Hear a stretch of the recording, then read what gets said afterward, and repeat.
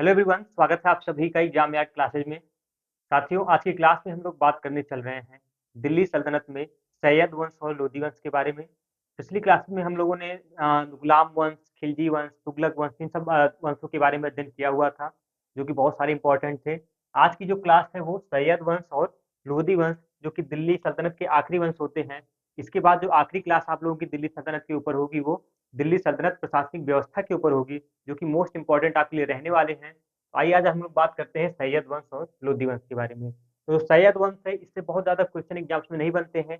Maximum 2-3 question exam से पूछे जाते हैं सैयद वंश से। हम लोग सैयद वंश को देखते हुए चलेंगे। उसके बाद फिर बात करेंगे लोदी वंश के बारे में। लोदी वंश में जो है बहुत सारे क्वेश्चन एग्जाम से पूछे जाते हैं, तो लोदी वंश के बारे में हम लोग विधिवत अध्ययन करेंगे। लेकिन सैयद वंश को सबसे पहले देखते हुए चलते हैं। सैयद वंश जो कि 1414 से 1450 ईस्वी तक चलता है। 1414 से 1450 ईस्वी तक चलता है सैयद वंश। इसके जो संस्थापक माने जाते हैं, इसके जो संस्थापक हैं वो खिज्र खां हैं। खिज्र खां, यही एग्जाम्स में क्वेश्चन पूछा जाता है इस वंश को लेके कि सैयद वंश के संस्थापक कौन है। खिज्र खां। और खिज्र खां ने किसको कैसे जो है इस वंश की स्थापना की थी। तो जो तुगलक वंश के अंतिम शासक थे नासरुद्दीन महमूद, तुगलक वंश के अंतिम शासक नासरुद्दीन महमूद की हत्या करके खिज्र खां ने तो एक नए वंश की स्थापना की थी, और उस वंश का नाम क्या था? सैयद वंश। ठीक है, सैयद वंश इस वंश का नाम था। और इसने सुल्तान की उपाधि नहीं धारण की थी। खिज्र खां एक ऐसा शासक था जिसने सुल्तान की उपाधि नहीं धारण की थी। इसने अपने आप को रैयत ए आला, रैयत ए आला की उपाधि से अपने आप को खुश रखा था। इसने सुल्तान की उपाधि नहीं धारण की थी। तो ये क्वेश्चन बार बार एग्जाम से पूछता है, कौन सा शासक था जिसने सुल्तान की उपाधि नहीं धारण की थी। उसमें 4 ऑप्शन देगा, एक में ये खिज्र खां रहेंगे, और ये जो है सुल्तान की उपाधि नहीं धारण की थी, इसने अपने आप को रैयत आला की उपाधि से ही खुश रखा था। फरिश्ता, इतिहासकार फरिश्ता के बारे में आप लोग सुने होंगे। फरिश्ता ने इसे न्यायप्रिय एवं उदार शासक बताया है। फरिश्ता ने खिज्र खां को न्यायप्रिय एवं उदार शासक बताया हुआ है। और फरिश्ता ने ही कहा था कि खिज्र खां की मृत्यु पर युवा, वृद्ध, दास, स्वतंत्र सभी ने काले वस्त्र पहनकर शोक प्रकट किया हुआ था। जब खिज्र खां की हत्या होती है, मतलब मृत्यु होती है, तो जितने भी युवा होते हैं, वृद्ध होते हैं, दास होते हैं, जितने भी स्वतंत्र, सभी लोगों ने काले वस्त्र पहनकर दुख प्रकट किया था। ये फरिश्ता, इतिहासकार फरिश्ता के अनुसार कहा गया है। ठीक है। और इसके पश्चात, खिज्र खां के पश्चात इसका पुत्र जो होता है मुबारक शाह, मुबारक शाह गद्दी पर बैठता है, और ये 1421 से लेकर 1434 ईस्वी तक शासन करता है। इसके बारे में अगर सैयद वंश के सबसे योग्य शासक माना जाता है तो वो मुबारक शाह को ही माना जाता है। और मुबारक शाह जो इसके वजीर होते हैं, मुबारक शाह का वजीर होता है सरवर उल मुल्क। सरवर उल मुल्क मुबारक शाह का वजीर था सरवर उल मुल्क। इसने जो है षड्यंत्र के द्वारा मुबारक शाह की क्या कर दी थी? हत्या कर दी थी। षड्यंत्र द्वारा मुबारक शाह की हत्या कर दी थी। और मुबारक शाह के बाद इसका जो भतीजा होता है मोहम्मद शाह, नेक्स्ट होता है मोहम्मद शाह, जो कि मुबारक शाह का भतीजा होता है, वो गद्दी पर बैठता है। और 1434 से लेके 1445 ईस्वी तक मोहम्मद शाह क्या करता है? शासन करता है। और जैसे ही यह गद्दी पर बैठता है, ये सरवर उल मुल्क की जो क्या करता है? हत्या करवा देता है। इसका भतीजा जो होता है मुबारक शाह का, मुबारक शाह का भतीजा मोहम्मद शाह जो होता है, वो भी सरवर उल की क्या कर देता है? सरवर उल मुल्क की हत्या करवा देता है। और कहा जाए तो मोहम्मद मोहम्मद शाह ही आप आगे आप लोग देखेंगे कि जो लोदी वंश होता है, लोदी वंश का जो संस्थापक होता है बहलोल लोदी, उस समय वो बहुत ज्यादा उसकी जो है शक्तियां नहीं थी। लेकिन एक युद्ध में बहलोल लोदी ने मोहम्मद शाह की क्या की थी? सहायता की थी। और मोहम्मद शाह ने बहलोल लोदी को एक उपाधि दी थी, और उपाधि कौन थी? खान ए खाना, खान ए खाना की उपाधि बहलोल लोदी को मोहम्मद शाह ने ही दिया था। ठीक है, तो इस तरीके से आप लोग इस बात को नोट करिए, कभी कभी एग्जाम से ये क्वेश्चन पूछता है। इस बहलोल लोदी को खान ए खाना की उपाधि किस शासक ने दिया था? मोहम्मद शाह ने दिया हुआ था, एक युद्ध में इसकी सहायता करने के कारण। और मोहम्मद शाह की जब मृत्यु होती है, तो अलाउद्दीन मसूद मसूद शाह, मोहम्मद शाह का जो पुत्र होता है अलाउद्दीन मसूद शाह, वो गद्दी पर बैठता है। और जब अलाउद्दीन मसूद शाह गद्दी पर अलाउद्दीन आलम शाह, मतलब मसूद शाह नहीं, अलाउद्दीन आलम शाह जब गद्दी पर बैठता है, तो ये 1445 से लेके 1450 ईस्वी तक शासन करता है। और ये बहुत ही मतलब कहा जाए एक तरीके से तो आराम पसंद एवं विलासी प्रवृत्ति का था। अलाउद्दीन आलम शाह ये आराम पसंद एवं विलासी पवित्र का था। इसके जो वजीर होते हैं हमीद खां, इसके ये वजीर अलाउद्दीन आलम शाह का एक वजीर होता है हमीद खां। हमीद खां से इसका क्या होता है, अनबन हो जाता है। अनबन का मतलब दोनों में कुछ कहा सुनी हो जाती है, और हमीद खां जो है अलाउद्दीन आलम शाह को धमकी देता है, और जिसके डर से ये अलाउद्दीन आलम शाह दिल्ली छोड़कर ही भाग जाता है। सोचो, इतना जो है आराम प्रवृत्ति व विलासी प्रवृत्ति का था, इतना डरपोक शासक था ये दिल्ली छोड़कर ही भाग जाता है। और बाद में हमीद खां ने बहलोल लोदी को, जो कि लोदी वंश का संस्थापक माना जाता है, बहलोल लोदी को दिल्ली आमंत्रित किया। बहलोल लोदी को दिल्ली आमंत्रित किया, और बहलोल लोदी ने उससे निमंत्रण को स्वीकार किया।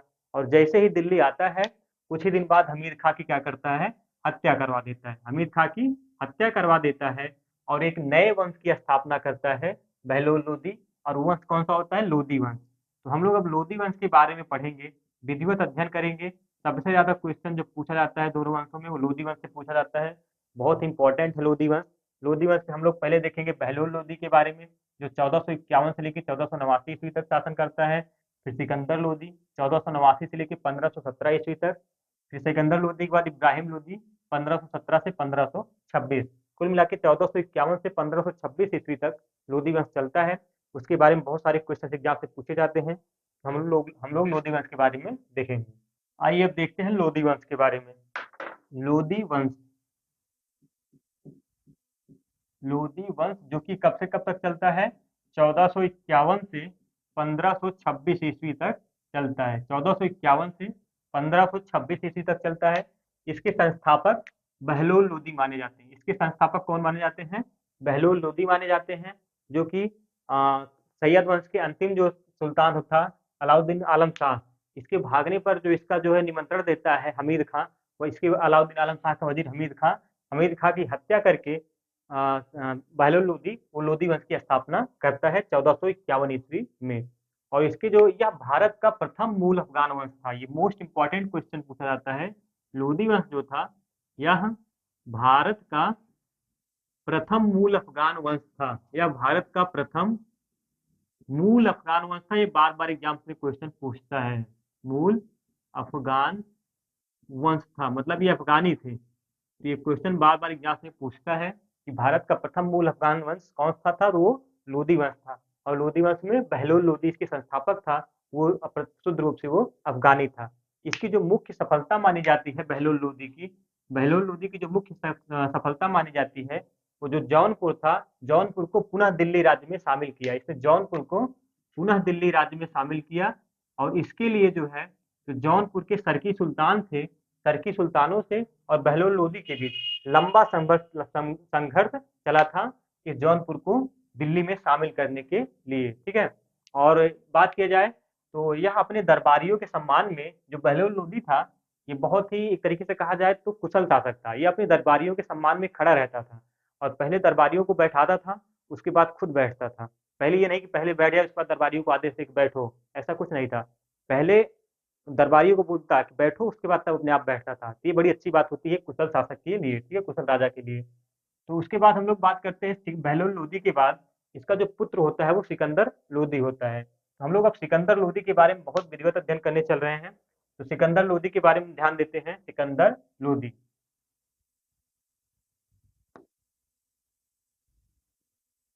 आइए देखते हैं सिकंदर लोदी के बारे में। और सिकंदर शाह लोदी, इसका पूरा नाम था सिकंदर शाह लोदी। सिकंदर शाह लोदी। और ये 1489 से लेके 1517 ईस्वी तक क्या करता है, शासन करता है। और यह बहलोल लोदी का पुत्र था। और इसकी जो माता थी, वो माता थी स्वर्णकार हिंदू माँ की संतान था। ये बहलोल लोदी स्वर्णकार हिंदू माँ की संतान था, हिंदू माँ की संतान था। ठीक है, बहलोल लोदी। और इसके पिता जो थे वो बहलोल लोदी थे, और सिकंदर शाह लोदी स्वर्णकार हिंदू माँ की संतान था। यह इस वंश का सबसे योग्य शासक था। सिकंदर शाह लोदी इस वंश का सबसे योग्य शासक था।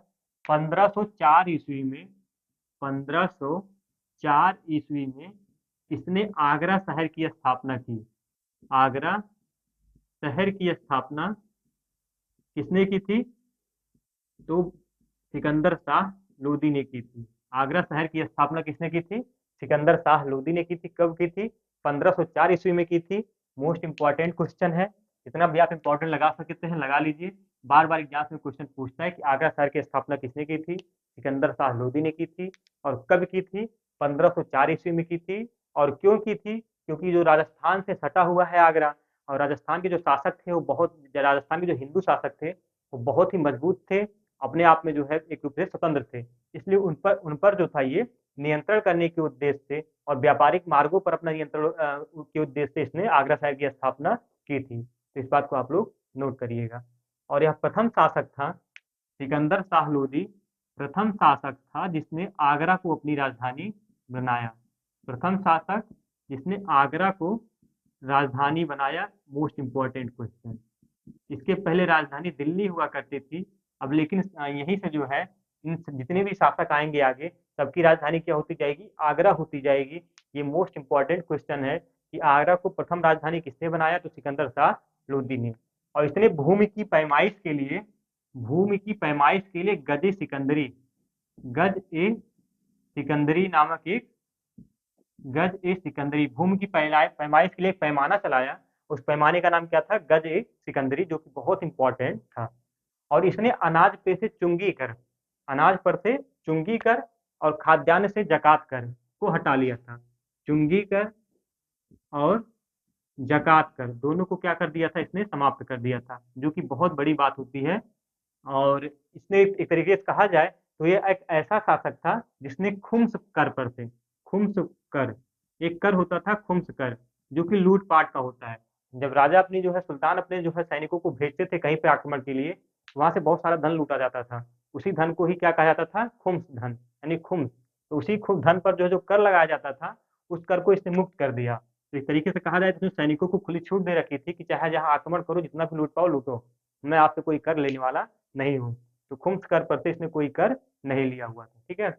और यह एक बहुत इंपॉर्टेंट चीज इसके बारे में जो निकल के आती है वो, यह गुलरुखी उपनाम से कविताएं लिखा करता था। गुलरुखी, बार बार एग्जाम में क्वेश्चन पूछता है, गुलरुखी उपनाम से कविताएं कौन लिखा करता था? तो वो सिकंदर शाह लोदी। और यह बहुत शिक्षित और विद्वान, एक तरीके से कहा जाए शासक था। यह बहुत ही शिक्षित और विद्वान था। कहा जाता है कि प्रत्येक रात्रि को लगभग 70 विद्वान इसकी पलंग के नीचे बैठते थे और विभिन्न प्रकार की जो है चर्चाएं किया करते थे। और सभी सारे के सारे क्या होते थे? विद्वान होते थे। और उस इसकी पलंग के नीचे मतलब इसका एक वो लगता था पलंग, और उसके बगल आसपास सारे जितने भी विद्वान होते थे सब बैठते थे और विभिन्न प्रकार की चर्चाएं करते थे कि कैसे शासन चलाया जाए, कैसे राज्य चलाया जाए, इन सब चीजों के बारे में, आगे कैसे बढ़ा जाए, सब चीजों के बारे में वहाँ पे चर्चाएं करता था।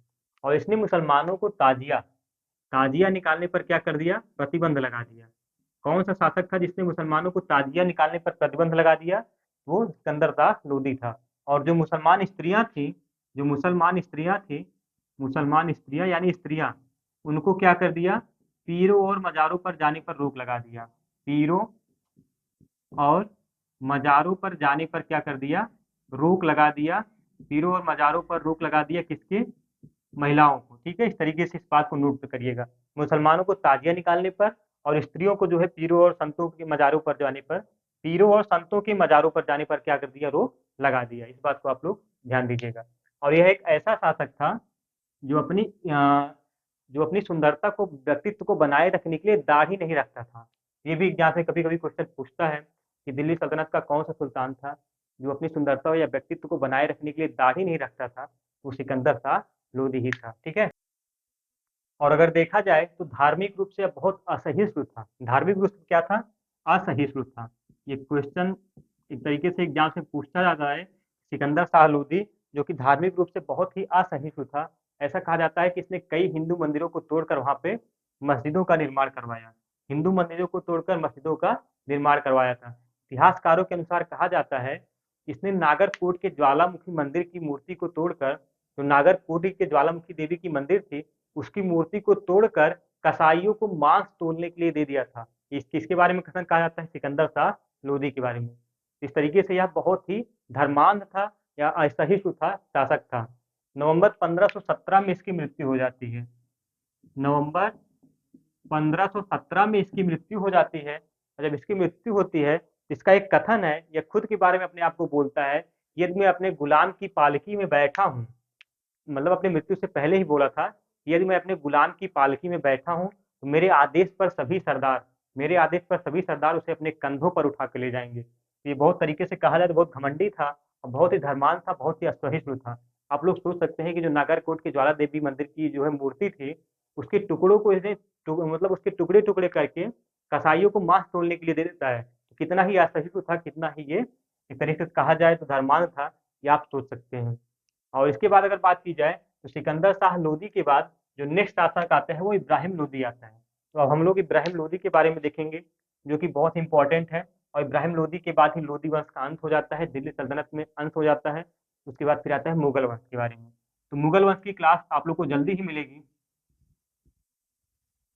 इब्राहिम लोदी, आइए देखते हैं आगे। इब्राहिम लोदी जो कि इस वंश का अंतिम शासक होता है, लोदी वंश का अंतिम शासक होता है इब्राहिम लोदी।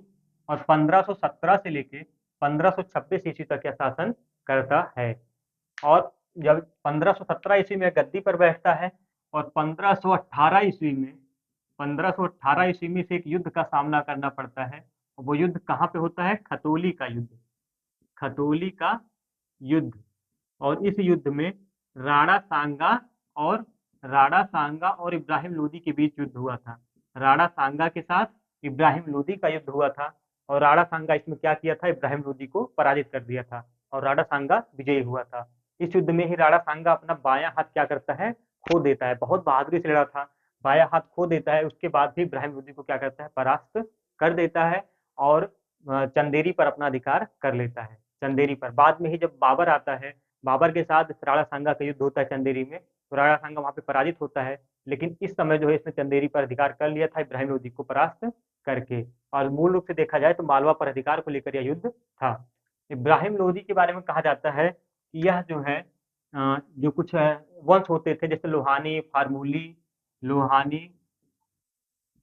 फार्मूली, ये कुछ वंश होते हैं।